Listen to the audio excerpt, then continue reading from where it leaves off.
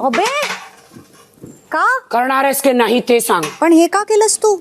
करणार आहेस काम की नाही ते सांग. डोकं फिरलंय का? हो, करणार आहेस का नाही ते मला हे काय आहे राखी? हे तुला धडा शिकवलाय. माझं तयार झाल्यावर तू माझ्यावर पीठ का टाकलेस? तू डोकं तुला फिरलंय जे का तुझं? करायचं ते कर, झाडू मारा. आता करणारच नाही आणि मी अशीच राहणार आणि सगळ्यांना दाखवणार. ए इथे या. Big boss Marathi season 6.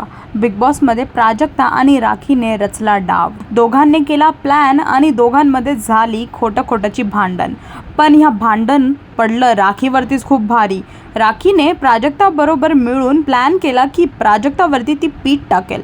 जेव्हा राखीने प्राजक्तावरती पीठ टाकलं तेव्हा पूर्ण घर राखीवरती चढलं. सगळ्यांनी राखीवरती प्रश्न उचलला की तू तिच्यावरती पीठ का टाकलं. आणि जेव्हा राखीने सांगितलं की प्राजक्ता कामासाठी नाही बोलत होती म्हणून मी तिच्या अंगावरती पीठ टाकलं, तिथेच विशाल येऊन राखीच्या अंगावरती राहिलेलं पीठ टाकतो. सचिन आणि सागर सुद्धा राखीवरती चिडतात. दोघांमध्ये खूप जोरात भांडण होतात आणि सागर राखीला शटाप बोलतो.